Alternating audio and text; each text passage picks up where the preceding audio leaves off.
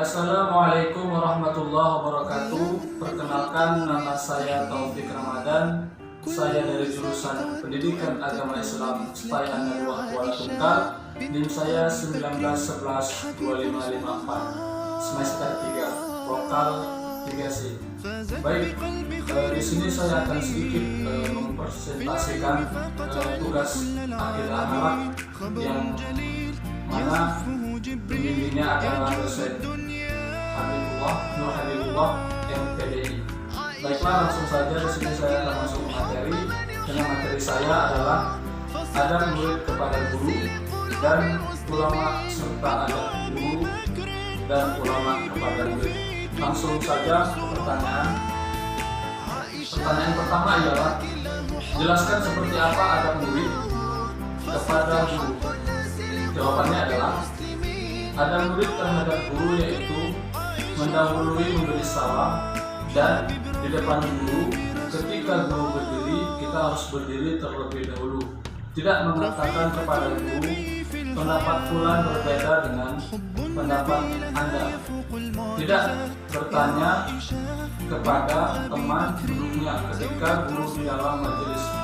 Tidak mengumbar senyum ketika guru sedang berbicara. Baiklah, jadi ketika kita seorang murid itu kepada guru, kita harus menerapkan etika-etika kita kepada guru. Misalkan kita itu menjaga adab kita ketika sedang berada di majelis ilmu.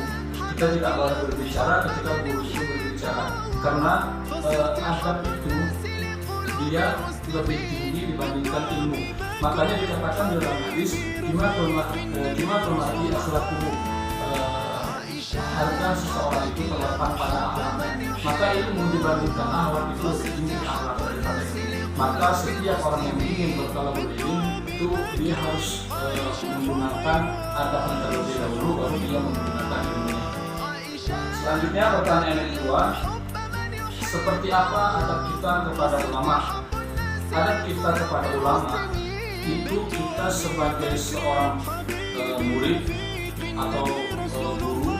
Ulama itu adalah dikatakan di dalam sebuah hadis, al-ulama warasatul anbiya. Ulama itu adalah warisnya Nabi. Jadi kita itu harus hormat dan taat kepada ulama, walaupun mereka bisa dibilang memiliki ilmu yang tinggi, dan ilmu kita juga belum mampu untuk menyaingi ilmunya si ulama itu. Kita harus tetap hormat kepada ulama. Karena apa? Ulama itu adalah warisannya Nabi. Jadi walaupun kita seorang guru, kita memiliki ilmu tinggi, kita harus tetap hormat kepada ulama tersebut. Baik, pertanyaan selanjutnya, seperti apa contoh murid yang baik ketika sedang thalabul ilm? Jadi kalau menurut saya, contoh murid yang baik itu ketika mereka sedang thalabul ilm, yang pertama mereka harus menjaga adab terhadap gurunya, tidak menyakiti guru. Ketika guru sedang berbicara, kita tidak boleh berbicara. Kita harus fokus memperhatikan apa yang sedang diterangkan oleh guru tersebut, karena ilmu itu sangat berharga. Makanya kita tidak boleh menyia-nyiakan ilmu tersebut. Begitu pula dengan guru, kita tidak boleh menyepelekan, walaupun guru itu memiliki ilmu yang sedikit kalau menurut hati kotor kita, tapi kita harus tetap guru, karena itu adalah guru. Guru tetaplah guru, walaupun yang mengajarkan guru satu kata sekalipun, mereka tetap adalah guru. Jadi kita harus hormat, kita harus taat, harus patuhi segala apa-apa perintahnya, selagi itu baik dan positif yang selalu mendekatkan diri kita kepada Allah Subhanahu wa Ta'ala. Baik, selanjutnya seperti apa adab guru kepada murid? Baik, adab guru kepada murid itu, guru adalah contoh bagi murid. Kita seorang guru tidak boleh seenaknya. Misalkan kita menjadi seorang pendidik, kita melihat murid kita itu nakal, atau misalkan murid kita itu susah untuk menangkap pelajaran, kita tidak boleh untuk selalu menekankan hal-hal buruk. Misalkan kita selalu memarahi mereka atau berkata kasar, karena guru itu tidak semua baik.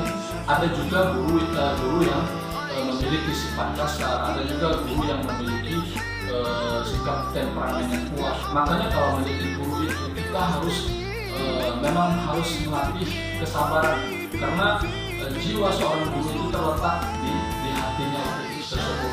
Karena kalau guru yang mengajarkan kepada murid itu dengan ikhlas, dia akan mengajari murid itu sampai bisa dengan sepenuh hati dan ikhlas.